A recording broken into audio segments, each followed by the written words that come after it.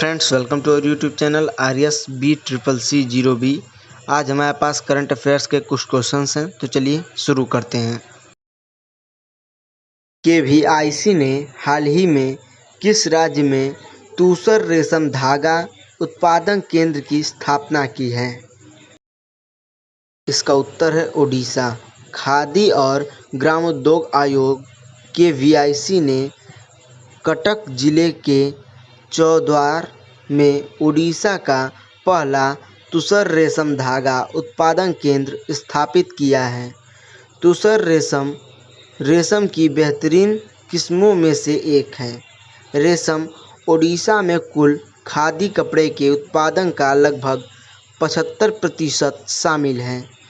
75 लाख रुपए की लागत से स्थापित ये रेशम धागा उत्पादन केंद्र सालाना 95 लाख रुपए मूल्य के 200 किलोग्राम रेशम के धागे का उत्पादन करने में सक्षम है। हमारा अगला सवाल है, किस मंत्रालय ने भारतीय स्टार्टअप और उद्यमियों के लिए प्लैनेटेरियम इनोवेशन चैलेंज लॉन्च किया है? इसका उत्तर है इलेक्ट्रॉनिक्स और IT मंत्रालय। इलेक्ट्रॉनिक्स और सूचना प्रौद्योगिकी मंत्रालय के तहत माई गवर्नमेंट इंडिया ने भारतीय स्टार्टअप और तकनीकी उद्यमियों के लिए प्लैनेटेरियम इनोवेशन चैलेंज लॉन्च किया है।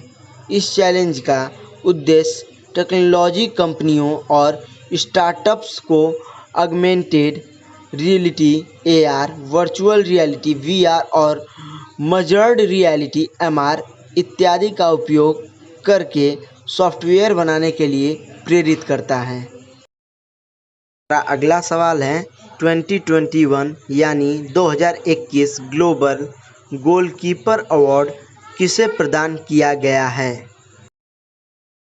इसका उत्तर है फुमजिले मलाम्बो नगुंका।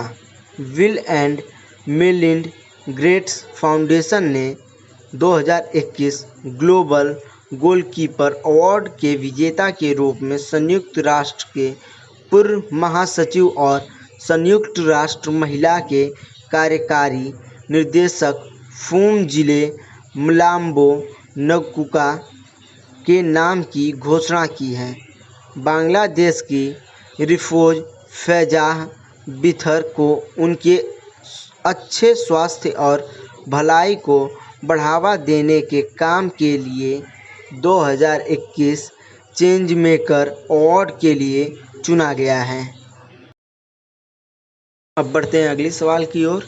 जलवायु परिवर्तन के संबंध में हाल ही में दक्षिण प्रशांत महासागर के किस देश ने अंतर्राष्ट्रीय न्यायालय का रुख किया है? इसका उत्तर है वनुअतु।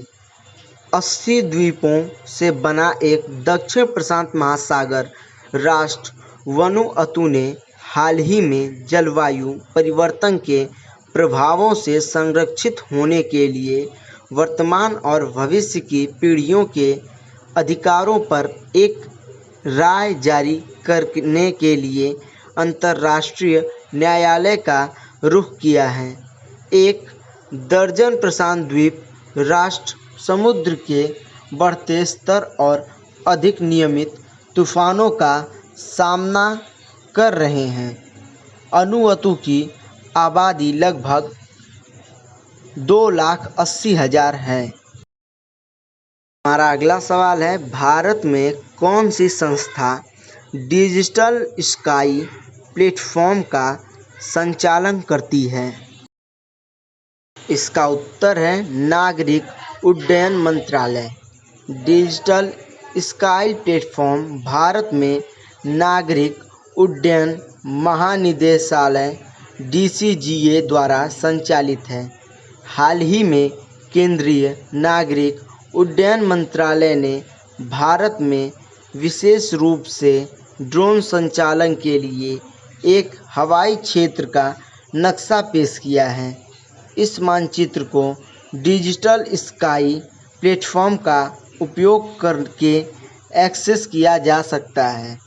इस नक्शे के अनुसार ड्रोन संचालन के लिए हवाई क्षेत्र को हरे, लाल और पीले क्षेत्रों में विभाजित किया गया है।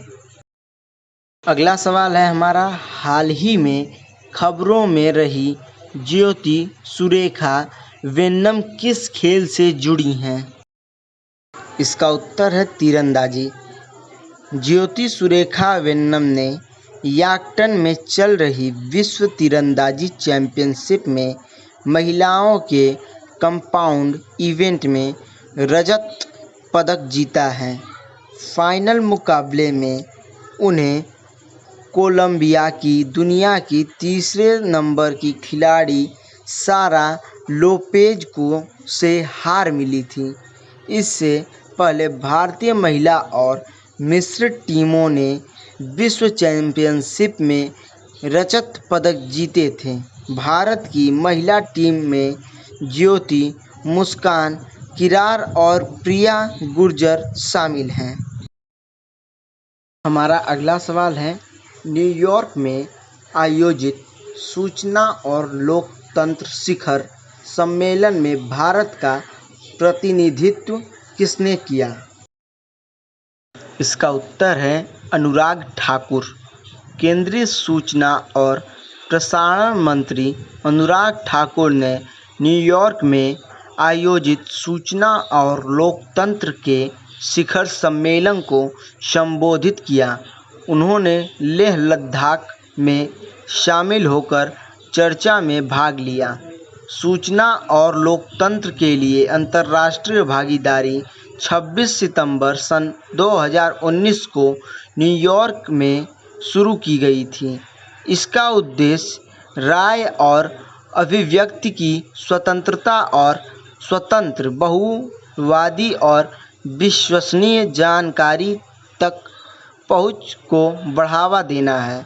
इस साझेदारी पर अब तक 43 राज्यों ने हस्ताक्षर किए हैं। बढ़ते हैं अगली सवाल की ओर। बंगाल की खाड़ी में विकसित हुए तीसरे सितंबर चक्रवात का नाम क्या है? इसका उत्तर है गुलाब। चक्रवात गुलाब हाल ही में आंध्र प्रदेश में पहुंचा। इसके बाद यह कलिंगपट्टनम से बंगाल की खाड़ी के तट को पार कर गया। 21वीं सदी में केवल 2 उष्णकटिबंधीय चक्रवात, दया 2018 और प्यार 2005, बंगाल की खाड़ी से भारत के पूर्वी तट पर आए। इसलिए चक्रवात गुलाब सितंबर में लैंडफॉल बनाने वाला तीसरा ऐसा चक्रवात है। बढ़ते हैं अगले सवाल की ओर। लास्कर डेबेकी पुरस्कार किस क्षेत्र से संबंधित है? उत्तर है विज्ञान। मैरी और अल्बर्ट लास्कर ने उस वैज्ञानिकों को सम्मानित करने के लिए 1945 में लास्कर अवार्ड की स्थापना की, जिनकी जैविक और नैदानिक खोजों में मानव स्वास्थ्य को बेहतर बनाने में मदद की है। इस वर्ष 2 वैज्ञानिकों, केटली कारिको और डॉक्टर ड्रीयू वाइजमैन को $250,000 के Lasker DeBakey clinical medical research award से सम्मानित किया गया है। अगला सवाल है, हाल ही में खबरों में रहे ताई, अहोम और मटक समुदाय की राज्य में अनुसूचित जनजाति के दर्जे की मांग कर रहे हैं। इसका उत्तर है असम। ताई, अहोम और मटक समुदाय असम में अनुसूचित जनजाति का दर्जा दिए जाने की मांग कर रहे हैं। असम के मुख्यमंत्री हिमंत बिस्वा शर्मा ने दोनों समुदायों के प्रतिनिधियों से उनकी मांग को लेकर चर्चा की। अखिल असम जनजातीय संघ राज्य का सर्वोच्च जनजातीय निकाय सरकार द्वारा राज्य में एसटी प्रमाण पत्र जारी करने की सिफारिश करने के लिए अधिकृत हैं। इन दोनों के अलावा कोच, राजवंशी, मोरन और चुटिया समुदाय भी एसटी दर्जे की मांग कर रहे हैं।